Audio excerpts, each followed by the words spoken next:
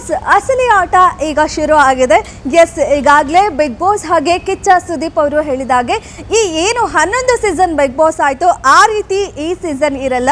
ಈ ಸೀಸನ್ ವಿಭಿನ್ನವಾಗಿದೆ, ಮಾರಿ ಹಬ್ಬಕ್ಕಿಂತ ಹೆಚ್ಚಾಗಿರುತ್ತೆ ಅಂತ ಹೇಳಿದರು. ಅದೇ ರೀತಿ ಬಿಗ್ ಬಾಸ್ ಡೇ 1 ಇಂದನೇ ಟ್ವಿಸ್ಟ್ ಮೇಲೆ ಟ್ವಿಸ್ಟ್ ಕೊಡ್ತಾ ಇದ್ದಾರೆ.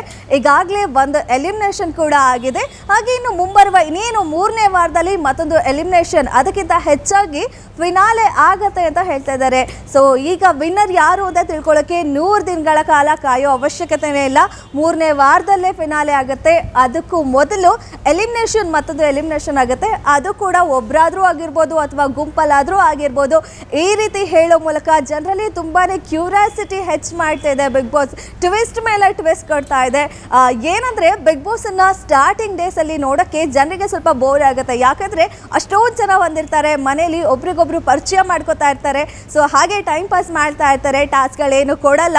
ಹೀಗಾಗಿ ಸ್ಟಾರ್ಟಿಂಗ್ ದಿನಗಳಲ್ಲಿ ಜನರಿಗೆ ಬಿಗ್ ಬಾಸ್ ನೋಡೋಕ್ಕೆ ಬೋರ್ ಆಗ್ತಾ ಇತ್ತು ಇಷ್ಟು ಸೀಸನ್ಗಳಲ್ಲಿ. ಬಟ್ ಆದರೆ ಈ ಸೀಸನಲ್ಲಿ ಖಂಡಿತ ಆ ರೀತಿ ಇಲ್ಲ. ಡೇ 1 ಎಲಿಮಿನೇಷನ್ ಮಾಡಿದ್ರು ಆ್ಯಂಡ್ ಡೇ 1 ಇಂದನೇ ಟಾಸ್ಕ್ಗಳಾಗಿರ್ಬೋದು, ಗ್ರಾಸರಿ ಕಲೆಕ್ಷನ್ ಮಾಡೋಕ್ಕೆ ಟಾಸ್ಕ್ಗಳಾಗಿರ್ಬೋದು, ಈ ರೀತಿ ಕೊಡ್ತಾ ಡೇ 1 ಇಂದನೇ ಜನರಲ್ಲಿ ಕ್ಯೂರಿಯಾಸಿಟಿಯನ್ನು ಬಿಗ್ ಬಾಸ್ ಹೆಚ್ಚು ಮಾಡ್ತಾ ಹೋಗ್ತಾ ಇದೆ.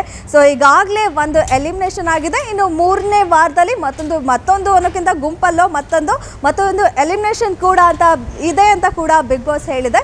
ಇನ್ನು ನಿನ್ನೆ ಮೊದಲನೇ ದಿನ ಬಿಗ್ ಬಾಸ್ ಅಲ್ಲಿ ತುಂಬಾ ಬೋರಿಂಗ್ ಆಗೋಂತೂ ಖಂಡಿತ ಇರಲಿಲ್ಲ. ನಿನ್ನೆ ಕೂಡ ತುಂಬ ಎಕ್ಸೈಟ್ಮೆಂಟಲ್ಲಿತ್ತು, ತುಂಬ ಕ್ಯೂರಿಯಾಸಿಟಿಲಿತ್ತು. ಯಾಕೆಂದರೆ ನಿನ್ನೆನೇ ಡೇ 1ನೇ ದಿನವೇ ಒಂದು ಎಲಿಮಿನೇಷನ್ ಕೂಡ ಆಗಿದೆ. ರಕ್ಷಿತಾ ಶೆಟ್ಟಿ ತಮ್ಮ ವಿಭಿನ್ನವಾದ ಮಾತಿನ ಶೈಲಿ ಮೂಲಕ ಸೋಷಿಯಲ್ ಮೀಡಿಯಾದಲ್ಲಿ ಸಾಕಷ್ಟು ಫೇಮಸ್ ಆಗಿ ಬಿಗ್ ಬಾಸ್ವರೆಗೂ ಬಂದಿದ್ದರು. ಆದರೆ ಮೊದಲನೇ ದಿನವೇ ಮನೆಯಿಂದ ಎಲಿಮಿನೇಟ್ ಆಗಿ ಆಚೆ ಬಂದಿದ್ದಾರೆ. ಅದೊಂದು ಬೇಜಾರು ಅಂದ್ರೂ ಒಂದು ಖುಷಿ ಏನಂದರೆ ಒಂದು ಸೋಷಿಯಲ್ ಮೀಡಿಯಾದಿಂದ ಫೇಮಸ್ ಆಗಿ ಬಿಗ್ ಬಾಸ್ ಅನ್ನೋ ಒಂದು ದೊಡ್ಡ ವೇದಿಕೆವರೆಗೂ ಹೋಗಿ ಒಂದು ದಿನ ಅಲ್ಲಿ ಕಳೆದು ಅಷ್ಟು ಜನ ಜೊತೆ ಸಮಯ ಕಳೆದು ಬಂದಿರೋದು ಒಂದು ಖುಷಿಯ ವಿಚಾರನೇ. ಇನ್ನು ನೆನ್ನೆ ಮನೇಲೆಲ್ಲರೂ ಕೂಡ ಒಬ್ರಿಗೊಬ್ರು ಪರಿಚಯವನ್ನು ಮಾಡಿಕೊಂಡ್ರು. ಈಗಾಗಲೇ ಒಂಟಿ ಹಾಗೆ ಜಂಟಿ ಅನ್ನೋ ಒಂದು ಕಾನ್ಸೆಪ್ಟ್ ಮೂಲಕ ಮನೆಯೊಳಗೆ 18 ಜನ ಈಗ ಇದ್ದಾರೆ. ಸೊ ಒಂಟಿಯಲ್ಲಿ ಯಾರ್ಯಾರು ಹೋಗಿದ್ದಾರೆ ಅವರೆಲ್ಲ ಈಗ ಮನೆಯ ಅಧಿಕಾರದ ಚುಕ್ಕಾಣಿ ಹಿಡ್ಕೊಂಡಿದ್ದಾರೆ.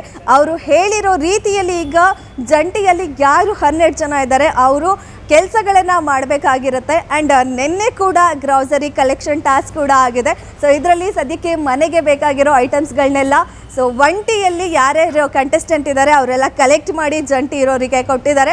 ನೆಕ್ಸ್ಟು ಅವರು ಅಡುಗೆ ಮಾಡಿ ಕೊಡಬೇಕಾಗಿದೆ. ಅವರಿಗೆ ಸಪ್ರೇಟ್ ಅಡುಗೆ, ಇವರಿಗೆ ಸಪ್ರೇಟ್ ಅಡುಗೆ, ಈ ರೀತಿಯಲ್ಲಿ ಸದ್ಯಕ್ಕೆ ಮನೆಯಲ್ಲಿ ಆಗ್ತಾ ಇದೆ. ಇನ್ನು 3 ಜನ ಇದ್ರಲ್ಲ, ರಕ್ಷಿತಾ ಶೆಟ್ಟಿ, ಮಾಳು ನಿಪ್ಪಾಳ್ ಹಾಗೆ ಸ್ಪಂದನ, ಇವು 3ರಲ್ಲಿ ಒಬ್ಬರು ಆಚೆ ಹೋಗ್ತಾರೆ ಅಂತ ಕೂಡ ಬಿಗ್ ಬಾಸ್ ಹೇಳಿದ್ರು. ಅವರು ಮನೆಯವರೆಲ್ಲ ಒಂಟಿಗಳು ಯಾರಿರ್ತಾರೆ ಅವರೆಲ್ಲ ಡಿಸೈಡ್ ಮಾಡಿ ಅದರಲ್ಲಿ ಒಬ್ರನ್ನ ಆಚೆ ಕಳಿಸ್ಬೇಕು ಅಂತ ಆಗಿತ್ತು. ಸೊ ಅದರಲ್ಲಿ ರಕ್ಷಿತಾ ಶೆಟ್ಟಿ ಮನೆಯಿಂದ ಆಚೆ ಬಂದು ಮೊದಲನೇ ದಿನವೇ ಒಂದು ಎಲಿಮಿನೇಷನ್ ಕೂಡ ಆಗಿದೆ. ಒಂದು ರೀತಿಯಲ್ಲಿ ಇನ್ನೊಂದು ಟಾಕ್ ಏನು ಶುರು ಆಗಿದೆ ಸೋಷಿಯಲ್ ಮೀಡಿಯಾದಲ್ಲಿ ಅಂದರೆ, ಜಸ್ಟ್ ಅವರು ಸೋಷಿಯಲ್ ಮೀಡಿಯಾದಲ್ಲಿ ಇನ್ಫ್ಲೂಯೆನ್ಸ್ ಆಗಿ ಸೋಷಿಯಲ್ ಮೀಡಿಯಾ ಇನ್ಫ್ಲೂಯೆನ್ಸರು ಬಿಗ್ ಬಾಸ್ ಮನೆ ಒಳಗೆ ಹೋಗಿದ್ದಾರೆ, ಅವರಿಗೆ ಯಾಕೆ ಕಳಿಸಿದ್ರು, ಅವರು ಏನು ಡಿಸರ್ವ್ ಇಲ್ಲ ಅನ್ನೋ ರೀತಿ ಕೂಡ ಸೋಷಿಯಲ್ ಮೀಡಿಯಾದಲ್ಲಿ ಟಾಕ್ ಇತ್ತು. ಬಿಗ್ ಬಾಸ್ ಕೂಡ ಅದೇ ಐಡಿಯಾದಲ್ಲಿ ಬಂದ ದಿನಕ್ಕೆ ಈ ರೀತಿ ಎಲಿಮಿನೇಟ್ ಮಾಡೋಕ್ಕೆ ಅಂತಲೇ ಅವ್ರನ್ನ ಮನೆಯೊಳಗೆ ಕಳಿಸಿದ್ರ ಅನ್ನೋ ಟಾಕ್ ಕೂಡ ಇದೆ. ಬಟ್ ಏನೇ ಆದರೂ ರಕ್ಷಿತಾ ಶೆಟ್ಟಿ ಅವರು ಒಬ್ಬರು ಕಂಟೆಸ್ಟೆಂಟ್ ಆಗಿ ಬಿಗ್ ಬಾಸ್ ಮನೆಗೆ ಹೋಗಿ ಈಗ ಎಲಿಮಿನೇಟ್ ಆಗಿ ಆಚೆ ಬಂದಿದ್ದಾರೆ. ಸದ್ಯಕ್ಕೆ ಬಿಗ್ ಮನೆಯೊಳಗೆ 18 ಜನ ಘಟಾನುಘಟಿ ಸ್ಪರ್ಧಿಗಳಿದ್ದಾರೆ. ಸೊ ಮೊದಲನೇ ದಿನವೇ ಇಷ್ಟು ಕ್ಯೂರಿಯಾಸಿಟಿ ಇರೋ ಟಾಸ್ಕ್ಗಳು ಕೊಟ್ಟಿರೋದ್ರಿಂದ ಇನ್ನು ಮುಂಬರುವ ದಿನಗಳಲ್ಲೂ ಕೂಡ ಇದೇ ರೀತಿ ಟ್ವಿಸ್ಟ್ಗಳ ಮೇಲೆ ಟ್ವಿಸ್ಟ್ ಕೊಡ್ತಾರೆ. ಟಾಸ್ಕ್ಗಳು ಕೂಡ ತುಂಬ ವಿಭಿನ್ನ ರೀತಿಯಲ್ಲಿ ಕೊಡ್ತಾರೆ. ಜನಕ್ಕೆ ಬಿಗ್ ಬಾಸ್ ಅನ್ನ ನೋಡೋದಕ್ಕೆ ಇನ್ನಷ್ಟು ಕ್ಯೂರಿಯಾಸಿಟಿ ಹೆಚ್ಚಾಗುತ್ತೆ ಅಂತಾನೆ ಹೇಳ್ಬೋದು. ಇದಾಗಿತ್ತು ಇವತ್ತಿನ ವಿಶೇಷ. ನೋಡ್ತಾ ಇರಿ ಗ್ಯಾರಂಟಿ ನ್ಯೂಸ್, ಸುದ್ದಿ ಖಚಿತ, ನ್ಯಾಯ ನಿಶ್ಚಿತ. ಗ್ಯಾರಂಟಿ ನ್ಯೂಸ್, ಸುದ್ದಿ ಖಚಿತ, ನ್ಯಾಯ ನಿಶ್ಚಿತ.